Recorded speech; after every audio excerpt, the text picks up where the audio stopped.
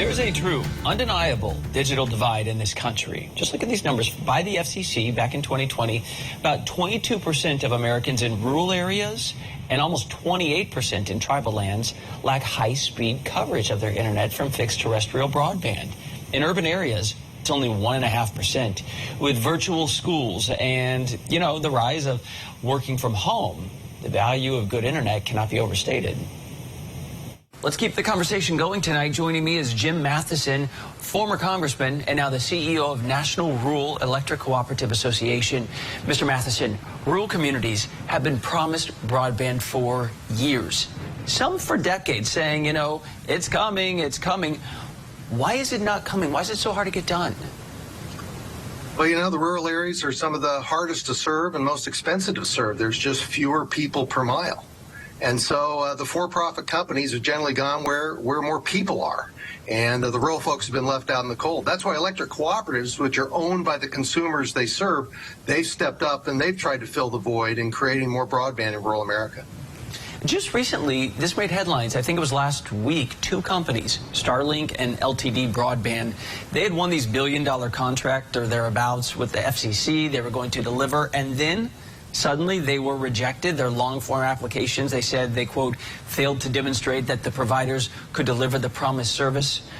But then something like Starlink, which I believe SpaceX owns, which Elon Musk owns, they're delivering internet in, Ukraine. Surely they can do it in American rural areas, no? Well, the question is, what quality of broadband are they delivering? The Federal Communication Commission, when they do their auctions, they have certain criteria for what the speeds are supposed to be. And the reason that those bids were dropped was because they couldn't meet the speeds that were guaranteed or asked for by the bidding process. We actually advocated they should be dropped. We think if you're going to offer broadband to rural America, it ought to be real broadband with real speeds, and it ought to be proven technology. So the good news for those folks is if you are locked up by someone who wins a bid with the FCC, no one else can come in and offer broadband for 10 years, and those folks have been locked out for 10 years in those rural areas. Because the FCC dropped those bids, now those folks in the rural areas have other people who can come in and bid for that same service area. So what's the pitch then, Mr. Matheson? All these areas that had been sitting around for 18 months thinking Starlink's coming, LTD's coming, they're not coming. Do they go to the back of the line? Do the people you represent, the rural electric co-ops, do they now sweep in? What happens? What happens is that the FCC opens those areas up for auction again so people can bid on it. And the FCC has now sent the signal, if you're going to bid on it, make sure you can deliver what you say you're going to do. Make sure you have technologies that are proven. Make sure you have a business model that'll work and give real speed. So at the end of the day, while there's been some delay, this is good for those folks living in those areas because they'll end up with broadband at real speeds. And I think that's what everyone in America wants.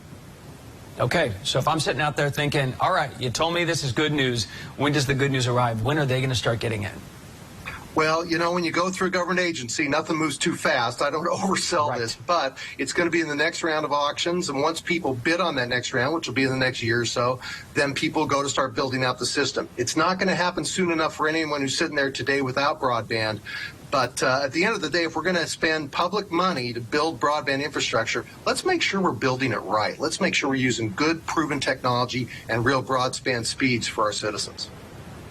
Jim Matheson, CEO of the National Rural Electric Cooperative Association. Thank you, sir. Thank you. I appreciate it.